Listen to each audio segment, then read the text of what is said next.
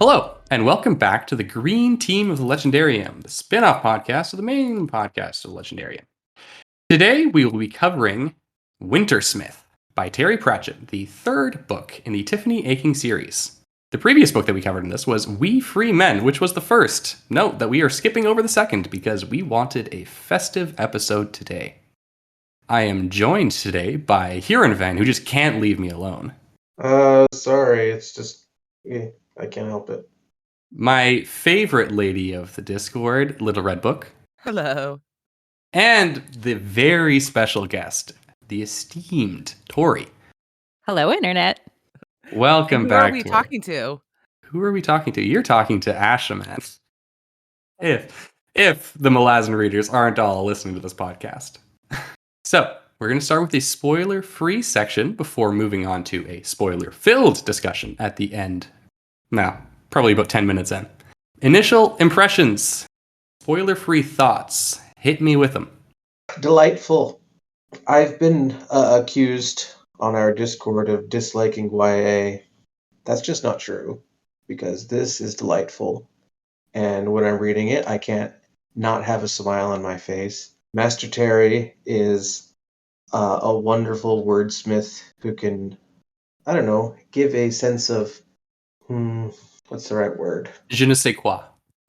Something less pretentious. I don't know, fantastical. Whimsy. And so charms, the whimsy's a good one. I was going to say charming and fantastical. I was going to say fantastical in a fantasy novel. Yeah, that's why I didn't want to use fantastical. But whimsy works, and whimsy and fantastical would make that word that I just said that I forgot again. But yeah, those are my impressions. Tiffany's fantastic. He's the master of character, and this is kind of a meta tale, so I love meta. I just think that this is, as Huron said, it's delightful. It's just a charming story. I love the Knack Macfeagles.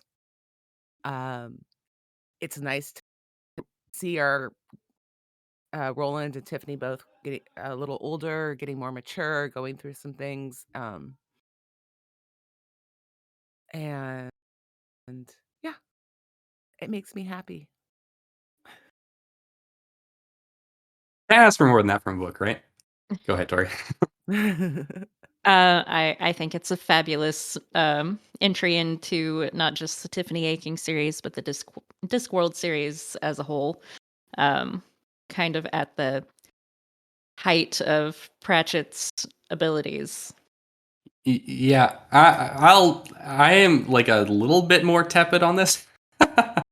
I liked We Free Men quite a lot. This one's like a half step down because I think in We Free Men, I really resonated with the grandmother portion of the story, and that was beautiful. It kept coming back to that. I thought it was an amazing exploration of what happens with grief. And there is a chapter in this book that like really was very, very good. I think I know which one you're talking about. Yeah, you definitely do.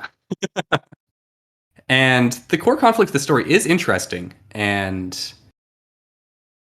honestly, I wish I'd read this as a kid because then I could understand some of what was going on in the female mind. That would have been useful. But it definitely wasn't a conflict that like had me on the edge of my seat at all, right? Like it's, you know what's going to happen, essentially. So yeah, I still really liked this book. I enjoyed reading it. I laughed. I almost cried. But it's not the peak of Discworld for me, that's for sure. I also agree. I would say this is a middle of the range Discworld. Yeah. And a step back from We Free Men. But I will get into the reasons why later. Yeah, not peak Discworld, but it is peak Pratchett. Yeah, and like I can agree Terry with Pratchett that. is a superlative author, absolutely. Like even on his bad days, he's just got a mastery of language that almost nobody has, or can like comes close to, I think. And he has such a strong and charismatic voice and he's so good at writing characters that you really, really love. Yeah, that's a good way of putting it. Like his characters are the best they've ever been, or just as good as they've been in any of his stories. And his use of language and metaphor and just fun turn of phrase and puns is right on point in this book. And as always, I always mention this. I always love how Terry's not afraid to get a little angry while he writes. He does it less with the Tiffany Aching books, I find. But yeah, it's still there, and he's still willing to be really raw. No, there's a pretty raw scene in the next Tiffany Aching book. I won't spoil it, but there's one in I Shall Wear Midnight that really sticks in my brain. Yeah, and in We Free Men, there's the story of the old lady that the villagers thought was a witch. Yes. That Yeah. that's a perfect example. Like, I was so angry, but yeah, that's So, getting back to what you were saying about getting into the female adolescent mind, I actually really, really was blown away by how well he did that. So there's this whole thing where she's starting to become attractive and is uncomfortable with it, but also kind of excited about it and kind of wants to be attractive and kind of doesn't. And she's in Mhm. this weird space. And I just thought, was Terry a teenage girl? And Because okay. I just really resonated with that about that age, having those feelings.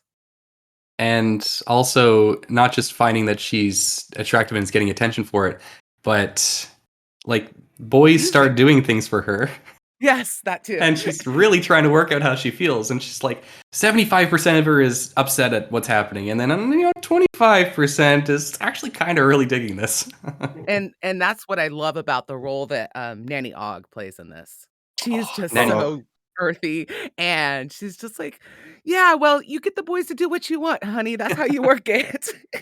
He should be scared of you. Yeah. Nanny Yep. Ogg Should we is wait for goals. spoilers? I don't understand how that's not a spoiler. Just saying that we have this character. If we want to talk about Nanny Ogg and what she says, I think that's a spoiler. Oh, I don't. Okay, well, we can start to move into spoilers. I think we'll probably all agree that the witches in the story are amazing. Yes. Yeah. Absolutely. Okay. So if you liked the witches in previous Discworld novels, you'll probably like this one. All right, spoiler time. Okay, so Nanny Ogg, I agree. I No, loved seeing. Here in summary first. Oh, sorry. Yeah, don't jump the gun. We rejoin Tiffany Aching as she continues her witch education with the venerable Miss Treason. She is taken to witness a dance for the changing of the seasons and listens to her feet more than is sensible, catching the eye of the Wintersmith.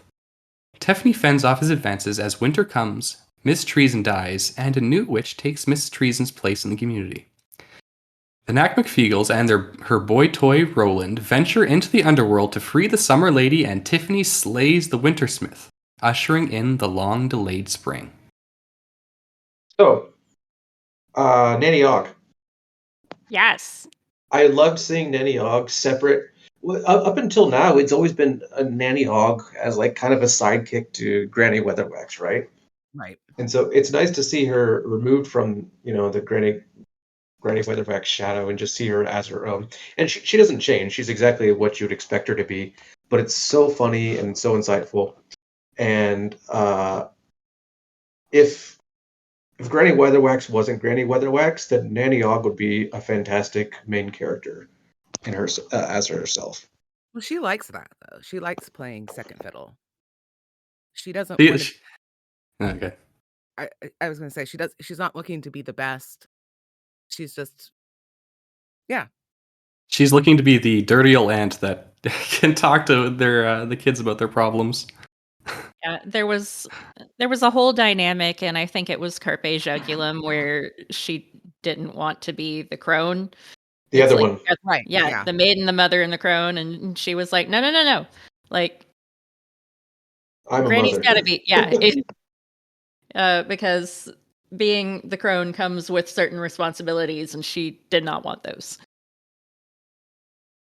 That scene when she's I don't know if she was going to talk to Tiffany about sex. They were just upfront about it, which is great. But Tiffany, I love when Tiffany's explaining to her, I have lots of older sisters, and I know exactly where babies come from. Oh, you know where they come from, eh? I don't know how they get there too. But then, building off of that, she's like, "Well, do you know how to deal with this?" She gives this lesson on how to deal with her power as the feminine.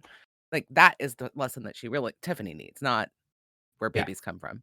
Not Which just that, she needed advice on how to handle boys, and Nanny Og is the perfect person to talk about that. I would like to gift a Nanny Og to every girl that's growing up. Yes. yes, for sure. And honestly, probably Miss Treason and Granny Weatherwax and literally all the witches. Yeah, I need a whole coven of them. What I love about the witches is they're all very, very different from one another, and yet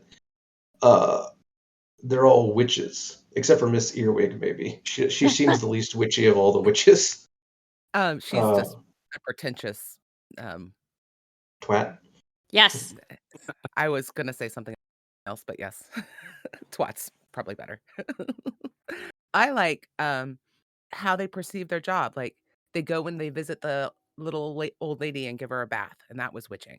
And they go and visit the new mother, and that was witching. And they go and visit the old man who shoots at them. With imaginary weapons. He's gonna catch death one day. Yeah, in one of the early chapters, she's like, "Yeah, we did this and we did this, and it's nothing you would probably consider to be witchcraft, right?" She's like, "It's all witchcraft." Or she's talking about Annabella, and she's like, "Oh, Annabella, she learned magic, but she never learned witchcraft." And Anagrama. Yeah, anagrama.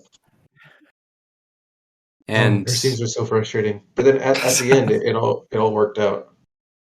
It all worked out. Yeah, I really liked that bit, actually. Tiffany is a good soul. And, of course, Granny Weatherwax ends up winning. She wins. Of course winning. She does. But I also really loved how Tiffany got one over on Granny Weatherwax by giving her the cat. Yes. Oh, that was such a great scene. And that's just how you fall in love with cats, right? Even if you don't want to. I would probably leave it outside. Because you're a monster. Cats are supposed to be outside, especially if you live in like a cottage or something. That's where they catch the mice and stuff.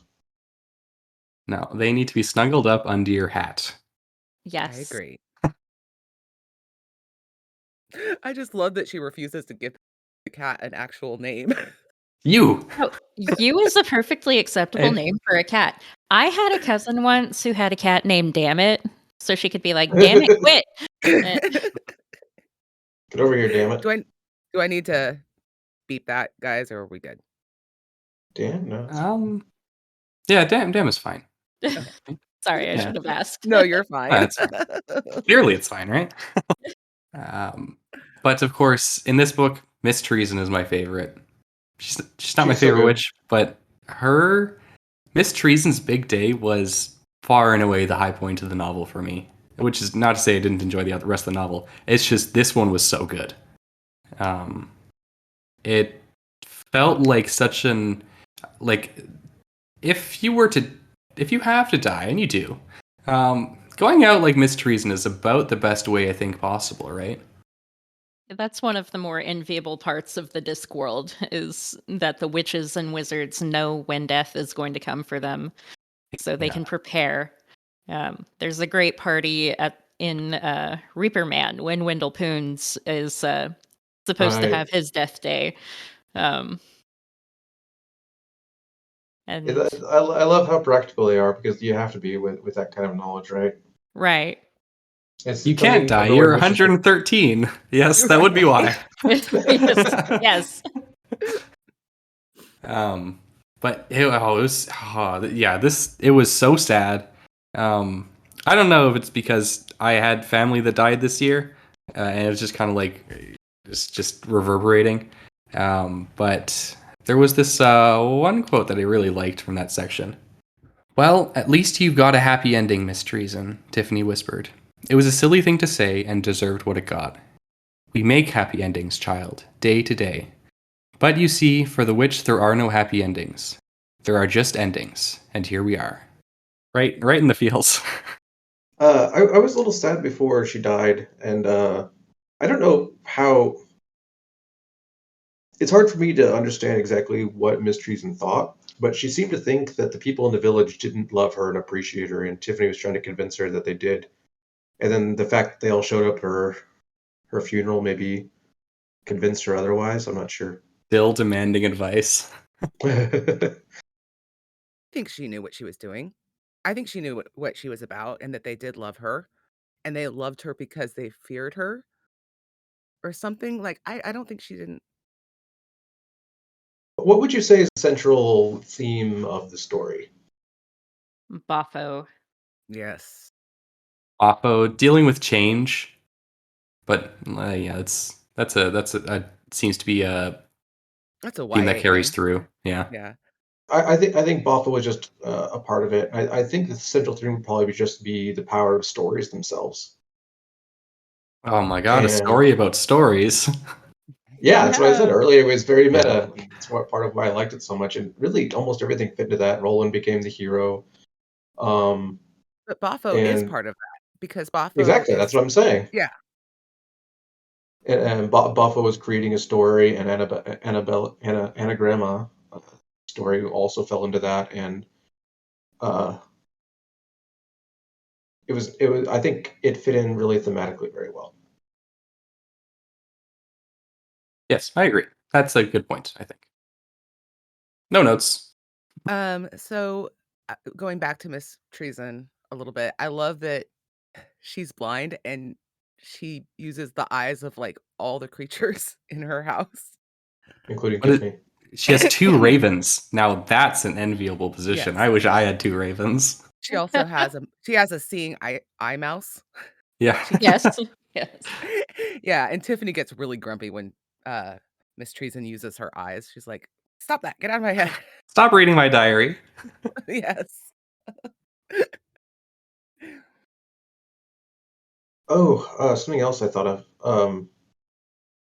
So the Wintersmith, he tried to become human, and he Mhm. got almost there. But what he was really missing was he had all the parts that make up a human, but none of the parts that are human. And I think Tiffany said something about the important part is being able to observe other people and imitate their behavior, and having narrativium, which is an Yes. element of narrative that humans require to be human, which I thought was just a beautiful bit. Are So you saying humans need stories to be human? I think so, and Yes. that's funny because literally yesterday I finished The Hogfather, and so it was on my mind. Oh, I'm saving my annual listen for next week. Okay, I couldn't help it. oh, the thing that made me cry is actually the part where she confronts the Wintersmith. And he wants so badly to be human and just doesn't he doesn't understand, and then she kisses him and the palace explodes and all this kind of stuff, but to me that was this poor creature that's not uh, can't be a creature. Does that make sense? I Yeah. Yeah, don't I know. think Tiffany even thought so herself that later she would Yeah. cry for the Wintersmith who wanted to be human but couldn't. Yeah. Yeah, no, that was that is like a deeply tragic part, right? Because Wintersmith isn't gonna it's not gonna happen like this again, right? Not I don't think at least. And even if it did, Wintersmith's not gonna be able to succeed, it seems. Even though Right. he does try really hard. He does all the things that you're supposed to do, right? Well, things that he thought you were supposed to do. Which, I think everyone who's tried really, really hard and just failed anyways can probably relate. Yeah, for sure. Oh, if we're talking about moving parts, I'll go back to the Treason's death chapter. And I was really moved by it because the last lines of that chapter. Oh, And she said, Tiffany sat in a stump and cried a bit because it needed to be done. then she went and milked the goats because someone had to do that too. Yep. That was the Yeah. other part that almost Yeah. got me. Yeah. Because like, so one of the family members that died, I had to watch their funeral in the morning, and then afterwards I went to work. Wow. Yeah. When my mother died, they gave me as much time as I wanted off work. And I literally just took the 1 week off to just do some stuff I had to do. And then I went back to work because I just couldn't stand it. Because this gave me something to think about besides mom being dead. You know what I mean? It's like, we need that too. We need a distraction sometimes, Yes. Mhm. if that makes sense.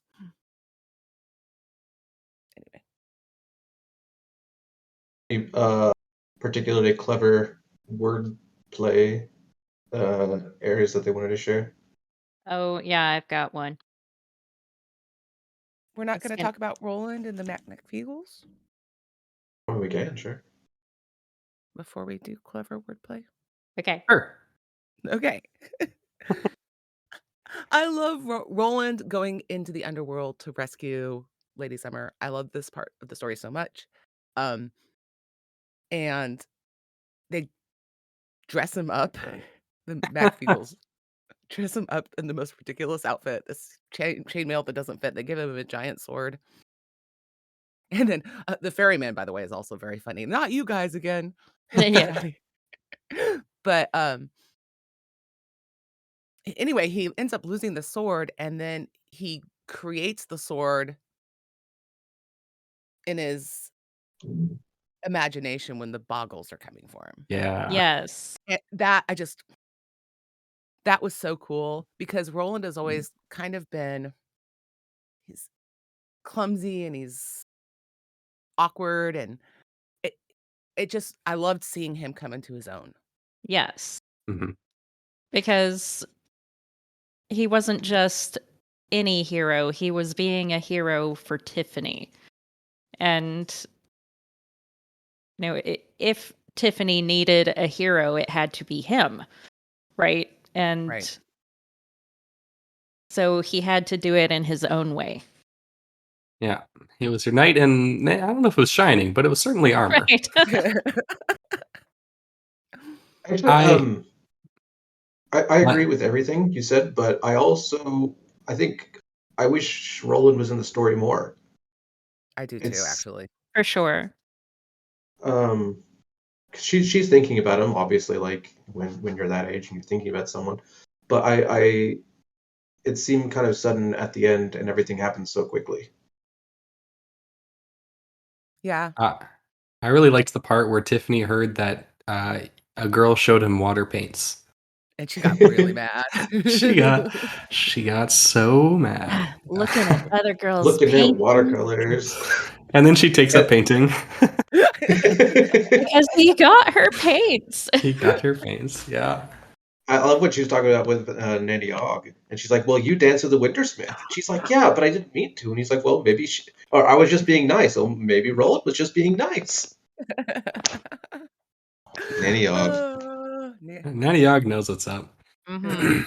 I caught, okay, Terry Pratchett's not trying to make a world that's verisimilitudinous to medieval times, but I still take issue with his describing of weapons as too heavy to lift. There was an axe that nobody could lift in the castle, and Roland could barely lift his sword. And that's just not how weapons work, folks. They're very light. I have a spear that's like 3 pounds. Turns out you need to be able to swing weapons. I think swords. I mean, a 13-year-old boy probably wouldn't be able to swing a claymore, right? Well, like a claymore is going to be like not even. Well, I don't know if it's not even 10 pounds or maybe like a little bit more, but like even really really big and heavy swords are far lighter than like farming equipment. Because if you're swinging it around all day, you have to be able to swing it around all day. Maybe, well, and that's what I was going to say. Like, yeah, you can lift it, but the swinging around all day part, that takes work, a lot of work. Yes. Oh, absolutely. Yeah, it's super hard stuff. And like if you see guys that do like HEMA, historical European martial arts, they're just jacked.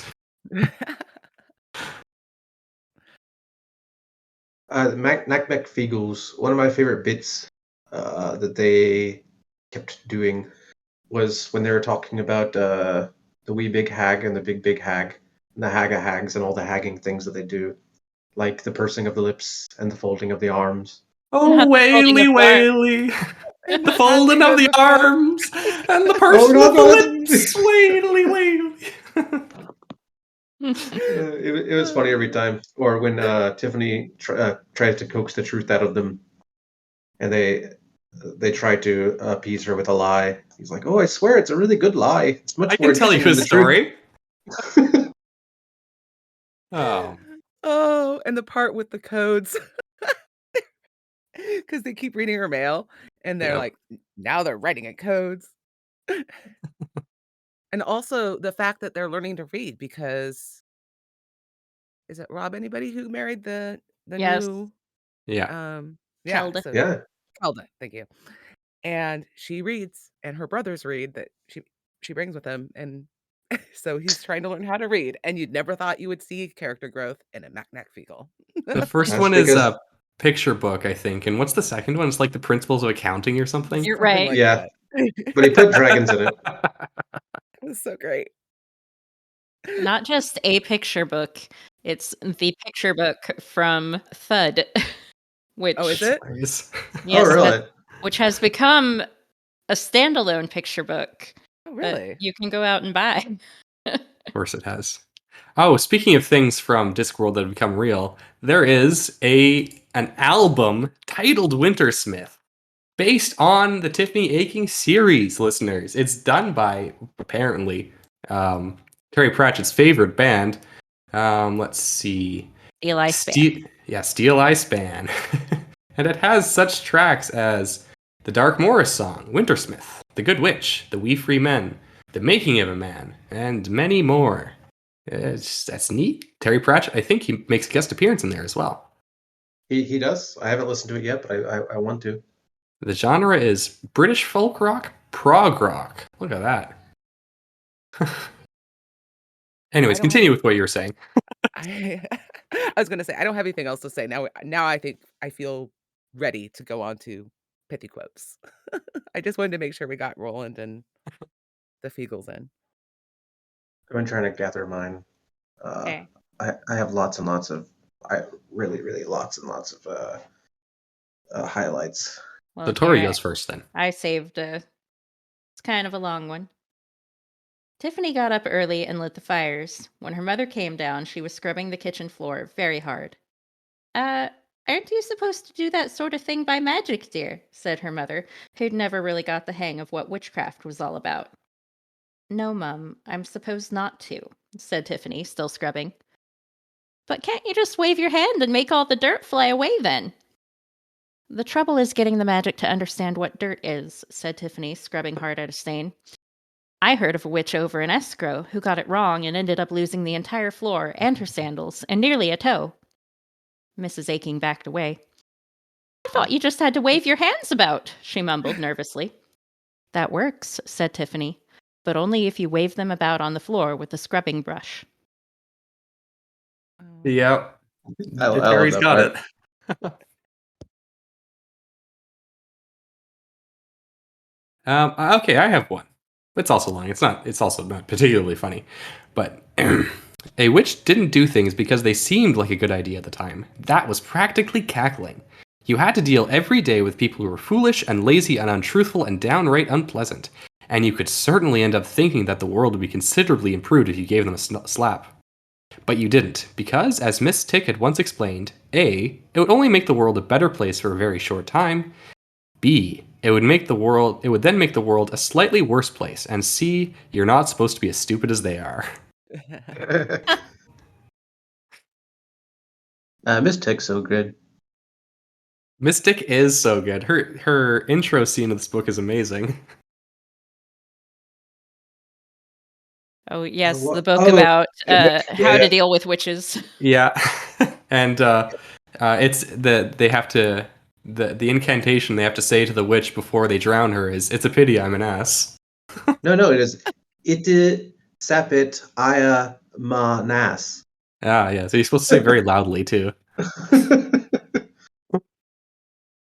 Who loved the Passion's Plaything story and Tiffany's impressions of it? That was so hilarious. That was good, but the scene where the Fagels go to pick up the book from The Librarians. wandering librarians, I sympathize with librarians. I wouldn't burn the books either. right? Oh, you're gonna freeze to death. You got all these books out here you could burn. Yeah. Or they could I look for love- survival tips on them.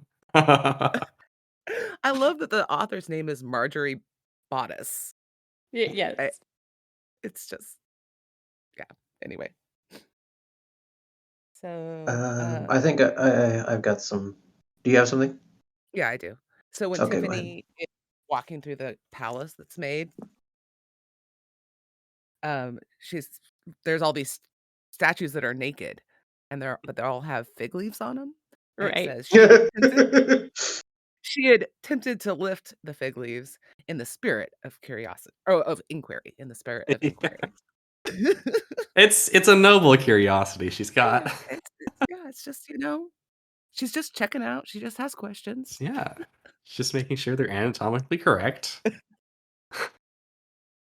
And then with the Passion's Plaything, as she's reading the book and she can't put it down, and she's like, what is wrong with this woman who like doesn't know anything about farming? Like, why would anybody fall in love with her? She doesn't know the first thing about taking care of cows and pigs. And why wouldn't she marry very somebody practical. who owned? Why wouldn't she marry somebody who owned a horse? Like, Yeah. that just. And when they're talking about the sheep and it's like, okay, but when are they shearing these sheep? Like, That's the most important day of the year. Well, some breeds don't require it, but those are really rare and expensive. and you would mention that, right? If that's the kind you had. Yeah. But she can't stop reading it at the same time. Like, she's enjoying the book, even though she's complaining about these things. Yeah, she's watching reality TV with that book. Exactly. Okay, I think I got my notes together. Some people are good at talking, but Granny Weatherwax was good at silence. She could sit so quiet and still that she faded, you forgot she was there. The room became empty. Miss Tick smiled. Yes, and not one scruple more. A scruple being, of course, a weight of 20 grains, or 1/24th of an ounce. I am, in fact, unscrupulous. She waited to see if this extremely teachery joke was going to get a smile, but didn't mind when it didn't. Miss Tick rather liked being smarter than other people. Oh man, doesn't that hit close to home? I don't know, Ash, does it? Yes, it does. It does. Don't worry. I don't like. No, you know what? We don't need to talk about this. It's fine. I'll just come across as a jackass. Okay, I have one. A witch was just someone who knew a bit more than you did. That's what the name meant. And some people didn't like anyone who knew more than they did. So these days, the wandering teachers and the traveling librarians steered clear of the place. The way things were going, if the people of Dogbend wanted to throw stones at anyone who knew more than them, they'd soon have to throw them at the pigs. I love the librarians. They're so good.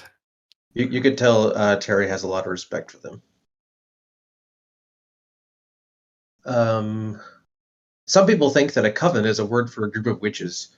And it's true, that's what the dictionary says, but the real word for a group of witches is an argument. Mm-hmm. I love the witch politics in this. They're so petty, and yet it's like they also don't feel. It doesn't feel like Granny Weatherwax is stupid for caring about this. To me, No. They're just really Right. invested in their communities, and they have different ideas on how to manage them, and they work through these differences by being very passive aggressive at each other. I like the fact that they are like that because it shows them to just be humans. They're just Yeah. human beings. And Well, that's Granny Well, Weatherwax, right? Ever since Eagle Rights, she's been a very flawed character that you can't help but love. well, they all are. They're all. They But just feel especially so- Granny. Oh, Granny. Sure, if you say so. She's the most flawed, I guess. And I didn't say the most in- flawed. She's probably the most perfect. I think they're really good at weaponizing their human flaws for good ends. Like in We Free Men, Tiffany was She had a problem with Selfish. being selfish. Yeah. Yeah. So her solution to that is just to make everybody her tribe. So she takes care of everybody. And you know what? That's great. If you can redirect some part of you that's flawed and just turn it towards good, then hey, you saved yourself some very painful attempts at changing that probably won't work. Anagram too, right? Yeah. Yeah.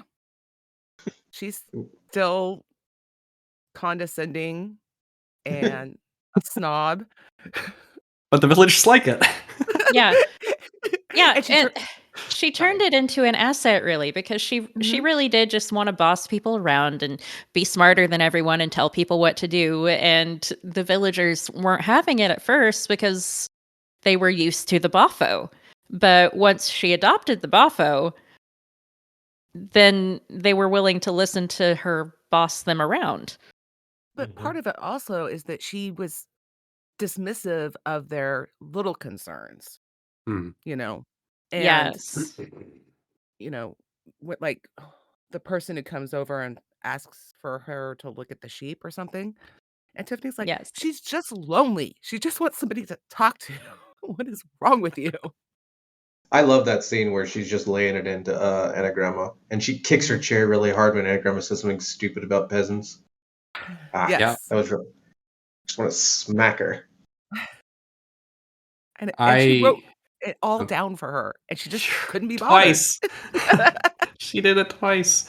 Yeah, I really like how Terry at once kind of makes fun of these townspeople because they're like they've got silly superstitions and it can sometimes be harmful. But he also has just a deep respect for them because they're humans, right? And their concerns matter. Even if they might seem small, they're really big to these people. And honestly, it's right that they are, like, that they're so concerned about their sheep or pigs or whatever, because that's what they have. That's their lives. That they are poor, but not too poor to show that they have good manners, which I think is what Tiffany says to Anagramma. Yeah, she says when they sit with the dead That would body, make her really poor. Yeah. they offer them breakfast. And Tiffany's like, of course you're going to take breakfast. You don't want to insult them. That would insult them. They know what to do. It's right. And Tiffany gets it because she's basically a poor girl, Anagrama was too. Yeah. And like No, she all the wasn't. witches are. I don't think she was. Anagramma, yeah, her dad was owned. Oh, that's he didn't even. right. Yeah, he wasn't pretended, even a that's right. farmer. Yeah. She pretended that she was from a rich family when she really wasn't. Which is where her insecurity and herness comes from. Yeah. How about that? So this one is really, really stupid, but I laughed so hard when I read it. When they're going into the underworld, and he's like, well, this one's called Limbo, you can, because the door was very low. Yeah. I'm sorry. I know it's not like... I'm sorry. Hey, Terry said quality wordplay, as always, by Terry. As always. Terry's very good at personification, which I think works in this story. And it seemed like almost it works, especially in this story, because, we're talking about the Lady of Summer and the Wintersmith, right? But it seemed like almost every description of the environment had a bit of personification. Like the woods held their breath, or the winds ran over the hills, or something like that. And I like that kind of wordplay. It's beautiful and sets the scene really well. Yeah, and I think it really it's a good sort of motif to play off of the one of the themes, I think, which is just that humans are really good at anthropomorphizing things. Like originally the Wintersmith just wasn't a thing. And prior to Tiffany interviewing the dance, he wasn't even a conscious thing. It was just like an abstract word for the way that winter was. And winter is not a person and it doesn't have feelings. But then humans came along and gave it feelings. So, also, I really enjoyed the closing scene where they go to watch the Morris dance. Oh, yes. Yeah. And she gives the ring. She made a ring out of his nail, the nail that was his heart.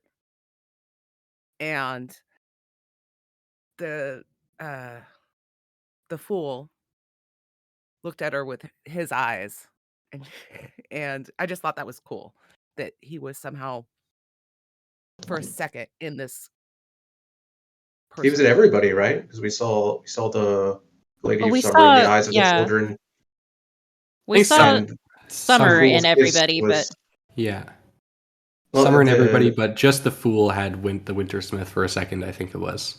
Yeah, yeah, and the but kiss was cold. yep.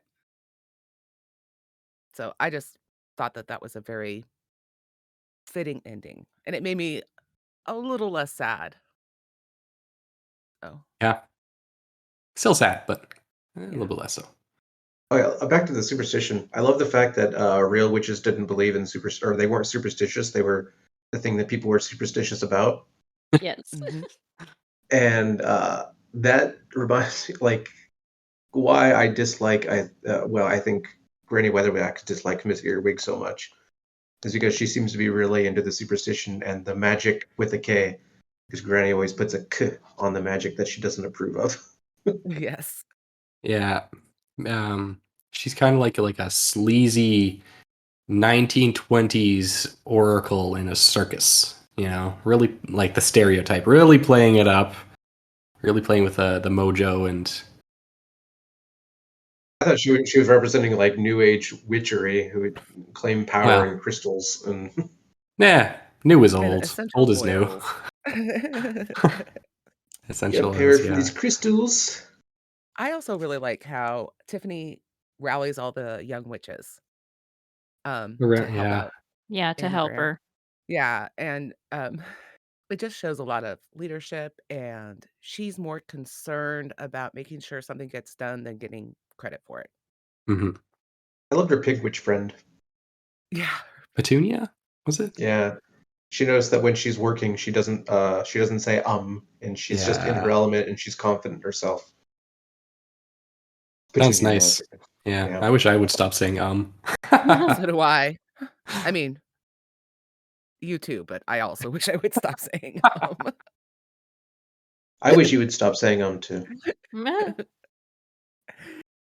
just all the editing of the ums. Yep. Oh, don't worry. I just edited an episode yesterday. So I leave in everyone else's, but oh I yeah. take out mine. I leave everyone else laughing at my jokes and take away anyone else's laughter. Have you Yeah. ever like taken a sample of laughter and put it somewhere where it shouldn't belong? Oh, I no. should. You know, just That's every fine. time I say something. Doesn't have to be funny. See? Just right there. Oh dear. Oh, how did you feel about the first chapter? Oh, how it started at the end and then it goes back after that. I thought about it a little bit. I thought maybe it was in the nature of stories and that you know how something's going to go, but what's important is who and why. But I can't say I was really a big fan. Yeah, I hate this trope. Almost universally. It wasn't awful in this because it was, I don't know, it was kind of short and just didn't, yeah. But I initially just thought, I was like, oh, one, I must have missed a lot in the last Tiffany Aching book. Or two, Terry's really jumping in with the story Molasses style, and I love it. Yeah, I was thinking, oh, this is in media res, but then I remember I've read this book before. I just forgot what happened, and then it happened. Right. More books should do in media res though. I have no thoughts about this. Yeah, I also had no thoughts about that. As far as why they would start the beginning, the end with the beginning with the end, because the seasons are in a circle and the It story's didn't always really the start with same. the end though. It started like before the climax. It sort of was the climax, it felt. Well, no, because the climax was definitely when she met the Wintersmith, and all that happened after she arrived back at the chalk. So, in terms of narrative tension, I didn't feel a lot of tension when she was talking to the Wintersmith. Although, like, yes, it is structurally the climax of the story. I felt a lot more tension when she was like, the lambs are dying, and all of a sudden, like, the Wintersmith kidnaps her. Mm. Oh, it was the lambs are dying and how dare you? Yeah, exactly. Why did she have to listen to her feet? Love Tiffany. She's a really good character. I really, like I said, when we talked about Roland, one thing I really liked, and I wish we would have seen more of, is Roland, because he's growing up, Mhm. and he was so useless in the first book. He was just such. And now he's, Helpful. He's a yeah. good boy. He's been reading his books on siege tactics. He's learned a lot. He's resisting his aunts. He has like 6 different ways out of his room. But I mean, it's just nice to see him not be useless. Yes, I agree. Tiffany was always useful, so And you can understand why Tiffany liked him, even though she didn't want to admit it. Yes. He's just a boy that she's talking to. He's just a friend, okay? Mhm. Don't read my diary or my letters to them, please. Also, what do you mean the gods are watching me all the time? I like that scene when she met the goddess of things getting stuck in drawers. Yeah. Because she's Yeah. been that goddess has been mentioned before, so that was a nice callback too. And then later she puts up a note telling it's rude to watch people while they're bathing, I think. Yes, Yeah. on the In She case ceiling, any does. gods are watching. Attaches it to the ceiling. Tiffany's watched everywhere she goes. Poor girl. Oh, so much pressure. It's the Feagles. They are always watching her. Oh my god. Is that a good thing or is it just horrifying? Can't tell. Probably horrifying at first, but then I don't know. I get she doesn't seem to mind as much, but that could just be kind of like Stockholm syndrome at that point. Probably just likes bossing them around. She does enjoy that for sure.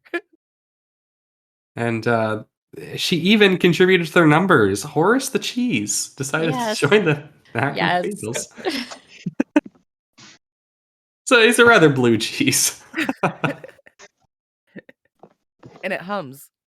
If you do the audiobook version, the cheese hilarious. noises are the best. They are so funny. I can just imagine they're very like wet and schlorpy. Yes, they are. Very much. All right, so I think we're probably running out of steam a bit at the end here. Do we have any final thoughts before we wrap up the episode? Discworld good. Mm-hmm. Agreed. Indeed. Yeah, Discworld good. Listener, if you take nothing else from this episode, Discworld good. Terry Pratchett, really good. Yes. Just like if you like good, like maybe not always are the stories that interesting, but Terry is consistently thematically strong, and his characters are always strong, and his writing is always good. Like if you like good wordplay, if you like interesting turns of phrases, if you like things that'll make you chuckle, then read Terry Pratchett, and maybe you could understand why other people enjoy good prose. Yeah, just The Color of Magic is passable. Yeah, I mean, like it's definitely Fine. his worst, and he improves dramatically. Yes, I mean, yeah, it's his first book. He definitely improves so much. Like even Equal Rights has its problems, but that's, Yeah. I think mostly with plotting and maybe a little bit with character. But it's still well written, I like whatever that The means. Color of Magic. I liked it a I do lot. too. I've read it I feel twice. like there was a very sharp uptick in quality between just Color of Magic and Light Fantastic. I like Yes. Light Fantastic so much more than The Color of Magic. Yeah, and Color Magic isn't bad, and there are some really fun ideas. Like the luggage is probably my I love favorite the part. luggage. Love Luggage is good. Ah, And I also think there's a sharp uptick in writing between The Light Fantastic and Equal Rights, and then Equal Rights and Mort. Oh yes, yeah. I feel like Mort is where he really starts hitting his stride. I agree. And it just continues to get better and better from there for many, many books.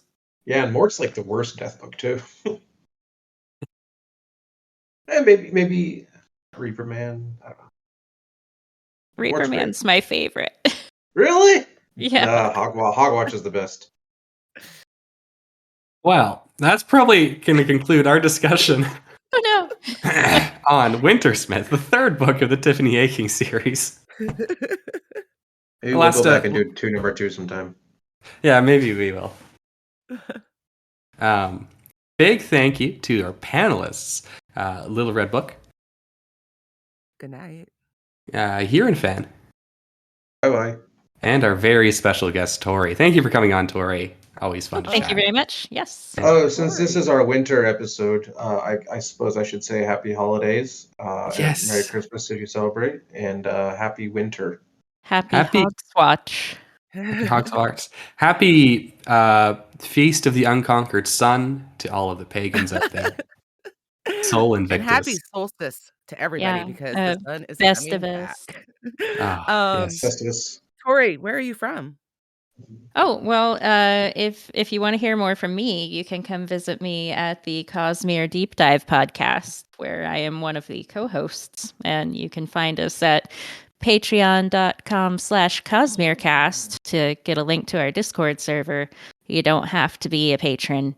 The link is just right there on the top. Check out their Blade Runner discussion. It's really good. Yeah, we had a very awesome special guest panelist on that episode, so... Gosh, you have to listen to that episode. Oh my god. It was really good. I enjoyed it. Closing out the episode. Thanks for having me, you guys. Thank you for coming on. Yeah. And that'll do it for me. I'm Ashman, and you can find us on Twitter at Green Team Pod. Thank you, Horizon Brave, for getting us started. Thank you, Craig, for loaning us a small corner of your media empire. And everybody have a great time.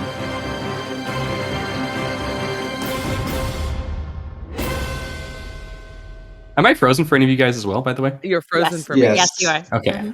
Mhm. Let's see if this fixes it. I can't I'm actually leaving see this in. anyone, Or so if it just breaks maybe it. I should just Okay, maybe it just turn breaks off my camera too. Oh, no. I'm leaving all of this in. Just so you guys know. Maybe I just All killed of it. Yeah. Wow. Okay. Well, I guess it's just no camera today. Aw. I know. There I'm you go, sad I'll too. just I turn like off being on mine for camera. Oh, I'm the Save only some one with the bandwidth. camera. I can't even see you, so it doesn't count. Okay, turn it off. Shame. If I can't Okay. see something, it doesn't exist. That's Is that how it works? I think it is. Anyways.